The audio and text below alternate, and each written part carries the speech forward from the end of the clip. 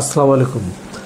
আমি ডক্টর আহমেদ আশফাকুজ্জামান, সহকারী অধ্যাপক, স্যার সলিমুল্লাহ মেডিকেল কলেজের অর্থোপেডিক বিভাগের প্রধান হিসেবে কর্মরত আছি। গর্ভকালীন সময়ে দাঁতের চিকিৎসা কিভাবে করা সম্ভব? খুব সেন্সিটিভ একটি বিষয়। গর্ভকালীন সময়ে পেশেন্টকে যখন দেখবেন তখন তাকে লেফট ল্যাটারাল পজিশনে, আমরা যখন রোগীকে দেখতে হয় লেফট ল্যাটারাল পজিশনে রেখে রোগীর চিকিৎসা করা উচিত। সব ধরনের চিকিৎসাই করা যায়, তবে সাধারণত সেকেন্ড ট্রাইমেস্টারে অর্থাৎ প্রেগন্যান্সি পিরিয়ডকে যদি আমরা 3 ভাগে ভাগ করি, মাঝখানের পিরিয়ডটাকে আমরা চিকিৎসার জন্য সেফ ধরি।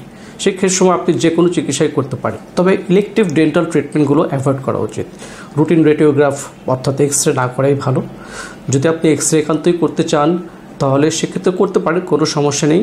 কারণ এক্সরে যেহেতু দাঁতের হবে, এক্সরে বিমটা ওই চোয়াল বা দাঁতের দিকে ফোকাস করা থাকে, অ্যাবডোমেন বা জরায়ুর দিকে ফোকাস করা যেহেতু থাকে না, কাজে এক্সরে করতে সমস্যা হয় না। আর একান্তই যদি দ্বিধা থাকে তাহলে লেড অ্যাপ্রন ব্যবহার করে নিতে পারেন, কোনো প্রবলেম হবে না। স্কেলিং, দাঁত তোলা, রুট ক্যানাল, ফিলিং সহ যে কোনো চিকিৎসাই সেই সময় করা যেতে পারে। তবে প্রশ্ন থাকে যে আপনি যদি জরুরি কিছু না হয় সেক্ষেত্রে এটা দ্বিতীয় ট্রাইমেস্টারেই করা ভালো।